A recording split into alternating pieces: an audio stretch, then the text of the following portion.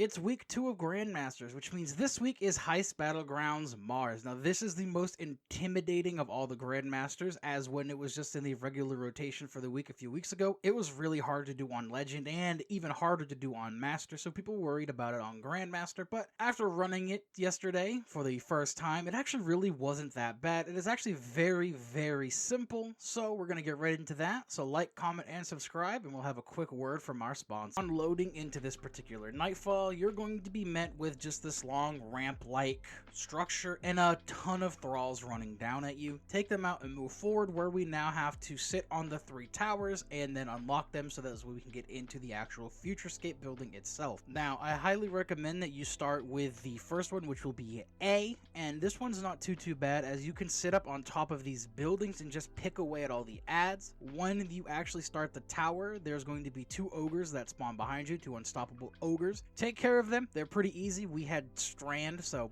it just made the unstoppable champions really easy. And then take care of the Death Tongue Quiester, so this way you can start using your abilities again. Once you've done that and dealt with both of the unstoppable champions, you can then go over to the tower and just pick away at the adds that are going to come at you. Once you get this tower finished, there's going to be a big knight boss that spawns. Pop your supers and get rid of him. He's really not that hard.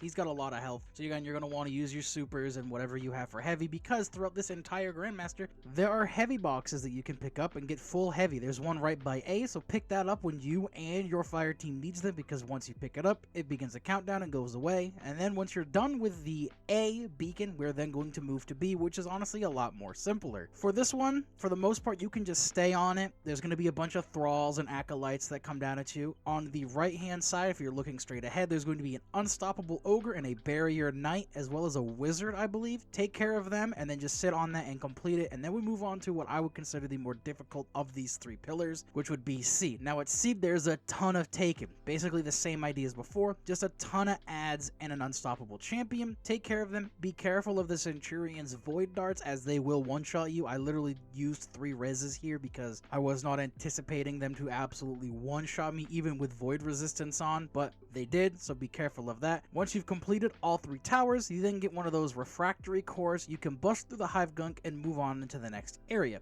In this next area, there's going to be a barrier knight waiting for you pretty much immediately. Take care of him and have your ghost start the scan. A lot like the B tower on the outside part, you're really just going to sit right by your ghost and pick off anything that comes at you. There's a few unstoppable champions and a barrier champion that you're also going to have to deal with. Take care of them and just hold your ground. Pop supers as much as you can and use your heavy, because there is another heavy ammo box in this area. Once your ghost completes the scan, we can then start jumping through these lasers. Now, I heard a little tip a while ago that I didn't get to test yet, and that is if you have the Seraph title from last season, you can actually walk through these lasers still. I didn't test it, so if someone can confirm this, please let me know in the comments down below, and I will pin that comment to let everybody else know if this is true or not. Once we get past the lasers and the little jumping bit, we then have to fend off a few more hive. There's 2 barrier champions and a wizard. Take care of them, and we move on to the area where we have to now break the hive runes. In this area, to my knowledge, the route that I went, there were no champions. I don't know about the other side. I'm going to assume that there isn't. Don't take my word for that, but you're going to run up, grab these refractory cores again, and get rid of all these hive runes. It took 4 of these cores for us, and if you do it before the hive reinforcements show up, you then get another heavy brick box, which is going to be super helpful moving into the boss room. Now, let's actually talk about the boss room. This boss room is pretty big actually, but there's a lot of pillars that condense the space that you're working in. The biggest thing that we did is A, we didn't use the cheese spot because we couldn't find it, and honestly I don't really like using cheese because eventually it will get patched out. So what we did is we just moved around the map, avoiding the boss as best we could, and as soon as we heard adds spawn, we absolutely melted them. The wizards here will absolutely shred you. So the best advice I have for you is deal damage to the boss and be alert. He does go invisible and continues to walk around, where he can just easily spawn from nowhere and slam you and make you cost a res. Once you get the boss to have health, you're then going to have to run around and pick up the arc core so that the laser can shoot the shield off of him. There's an unstoppable champion and a barrier champion that will spawn in the middle with a bunch of wizards. Take care of them as you see fit. The unstoppable champion and the barrier champion, and then of course the wizards. I highly recommend taking care of the wizards first, honestly, because with Strand, which we were using, you can keep the barrier and the unstoppable champion suspended, making it much easier to handle the ads in this room. Once you deposit all 5 of those arc cores, you can then damage the boss again, and then when you are all out of reses, your teammate can clutch it up and you can watch all that glorious loot fall on the right hand side of your screen. This Grandmaster, albeit is very intimidating, really isn't as difficult as I thought it was going to be. Yes, the boss room is very hectic, but if you have a large amount of ad control and ad clear, this really isn't a problem. The hardest part about the boss room is that the boss himself is a sponge and those wizards absolutely melt you. But that's that for this Grandmaster this week. Another very short and simple video. So if you use this to help you get through it, please like, comment, and subscribe, and I'll see you guys in the next video.